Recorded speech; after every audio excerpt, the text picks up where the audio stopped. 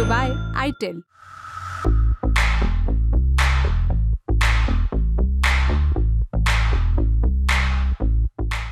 नमस्कार, मेरा नाम उपासना है और आप देख रहे हैं द लंदन टॉप का डेली फाइनेंशियल बुलेटिन खर्चा पानी। 22 से 24 अक्टूबर रूस के कजान में ब्रिक्स समिट 2024 आयोजित हुआ। इस पूरे बैठक का लाइमलाइट ले गई भारत के प्रधानमंत्री नरेंद्र मोदी और चीन के राष्ट्रपति शी जिनपिंग की मुलाकात। 5 सालों में दोनों देशों के शीर्ष नेताओं के बीच ये पहली व्यवस्थित वार्ता थी।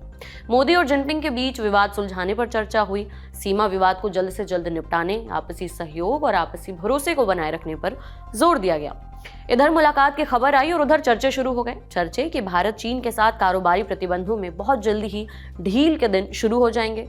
कारोबारी जमात अभी खुश हो ही रहा था कि वित्त मंत्री निर्मला सीतारमण की एक टिप्पणी ने उनके अरमानों पर पानी फेर दिया। उन्होंने कहा कि सीमा से लगे देशों से एफडीआई पर प्रतिबंध बने रहेंगे।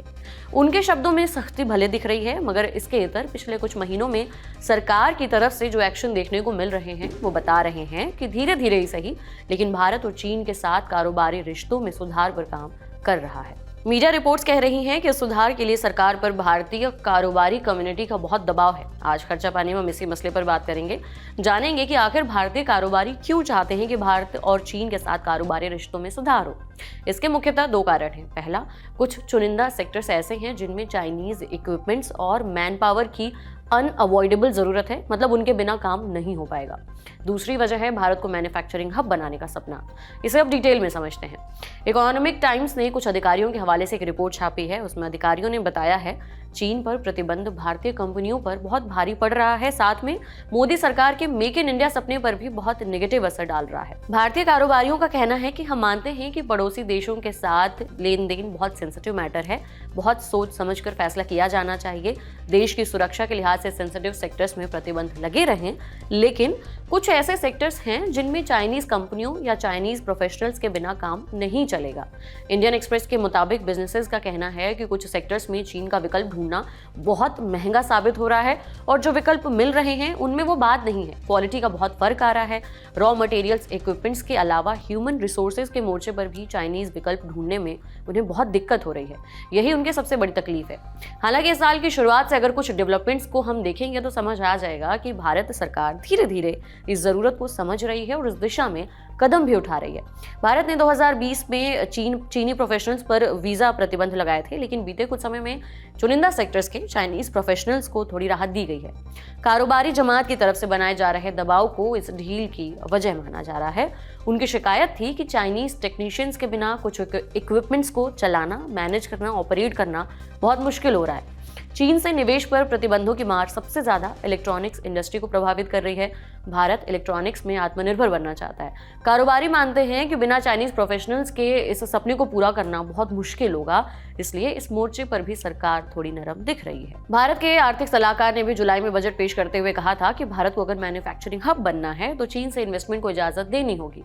कहा गया था वैसे भी चीन से बड़े पैमाने पर आयात हो रहा है, इससे अच्छा है कि हम चीन की कंपनियों को यहाँ कारोबार लगाने की परमिशन दें।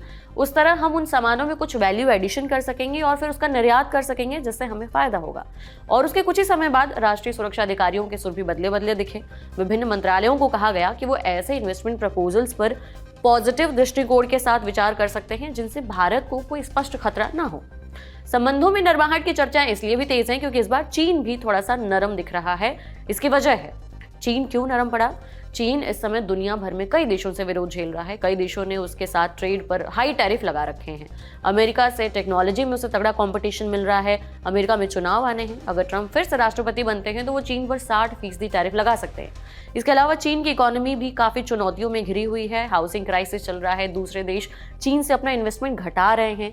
चाइना +1 पॉलिसी के तहत दूसरे देशों में विकल्प ढूंढे जा रहे हैं। इसलिए बीते कुछ महीनों से चीन कई देशों जैसे कि अमेरिका, ऑस्ट्रेलिया, जापान समेत अपने संबंधों को सुधारने पर काम कर रहा है। हालांकि भारत चीन के बीच ट्रेड में फौरी ढील मिलने के कोई आसार नहीं दिख रहे हैं।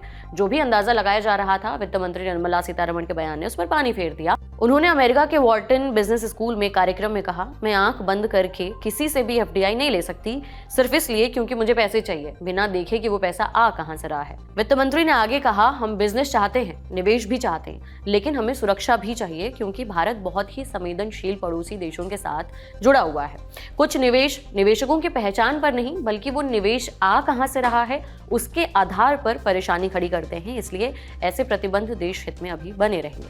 हालांकि जैसा कि हमने शुरू में बताया कि धीरे धीरे कुछ मोर्चों पर सरकार का रवैया बदला है, उस हिसाब से इस संभावना से पूरी तरह इनकार भी नहीं किया जा सकता कि आने वाले दिनों में ट्रेड से जुड़े रिश्तों में नरमी दिखेगी। भारत चीन पर खासकर इलेक्ट्रॉनिक सामानों के पुर्जों के लिए आश्रित है और इन सामानों का इस्तेमाल करने वाली इंडस्ट्री को चाइनीज एफडीआई लेने की छूट दी जा सकती है। अलग अलग मीडिया रिपोर्ट्स में अधिकारियों ने भी बताया है कि सरकार किस तरह से ढील दे सकती है। उन्होंने सुझाव भी दिया है कि किस तरीके से सरकार स्टेप वाइज ढील के प्रोसेस पर काम कर सकती है। उनके मुताबिक शॉर्ट टर्म में यही गोल होगा कि चाइनीज सप्लायर्स और कंपनियों को भारत में आकर दुकान लगाने की इजाजत दी जाए, लेकिन भारतीय पार्टनर के साथ, जिसमें मेजॉरिटी हिस्सेदारी भारतीय कंपनियों के पास हो।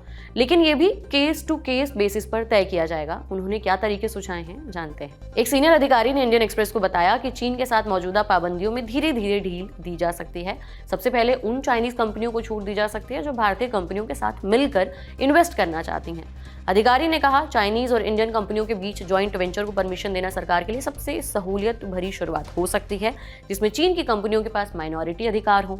कुछ हालिया डेवलपमेंट्स बताते हैं कि सरकार को ये सेफ रास्ता दिख रहा है, वो ये बात मान रही है, क्योंकि इसी साल इंटर मिनिस्ट्रियल पैनल ने भगवती प्रोडक्ट्स यानी माइक्रोमैक्स और हुआकिन टेक्नोलॉजी के ज्वाइंट वेंचर को अनुमति दी थी, जिसमें चाइनीज कंपनी के पास माइनॉरिटी यानी कम हिस्सेदारी थी। एप्पल के कुछ चाइना बेस्ड सप्लायर्स ने भी भारत में ऑपरेशन शुरू किया है। दूसरा, चाइनीज टेक्नीशियंस को फास्ट ट्रैक वीजा और दोनों देशों के बीच डायरेक्ट फ्लाइट के साथ भी शुरुआत की जा सकती है। इस सुझाव पर सरकार की तरफ से एक्शन देखने को मिल भी चुका है। सरकार ने हाल ही में चीन के कुछ प्रोफेशनल्स के लिए वीजा नियमों में राहत देने की बात कही है, लेकिन ये छूट भी सिर्फ चुनिंदा सेक्टर्स के प्रोफेशनल्स के लिए होगी, जैसे कि सोलर पैनल मैन्युफैक्चरिंग, ताकि इन सेक्टर्स में काम कर रही घरेलू कंपनियों को सपोर्ट मिल सके। अगला सुझाव है कि अगर कोई इन्वेस्टमेंट प्रपोजल आता है तो उस पर केस के आधार पर फैसला किया जाए। चाइनीज मैन्युफैक्चरिंग प्रोजेक्ट से जुड़े प्रपोजल्स को प्राथमिकता दी जा सकती है। इसके अलावा इलेक्ट्रॉनिक्स और ईवी जैसे सेक्टर जो भारत सरकार की प्राथमिकता वाली सूची में बने हुए हैं, उन सेक्टर की भारतीय कंपनियों में 10% तक चाइनीज इन्वेस्टमेंट को अलाउ किया जा सकता है। हालांकि एयरपोर्ट, रक्षा और टेलीकॉम जैसे सेंसिटिव क्षेत्रों में प्रतिबंध बने रहेंगे। टिकटॉक जैसे चाइनीज ऐप और हुआवे जैसी टेक कंपनियों पर भी बैन बना रहेगा। ना ही चाइनीज सामानों पर टैरिफ में कोई राहत मिलेगी।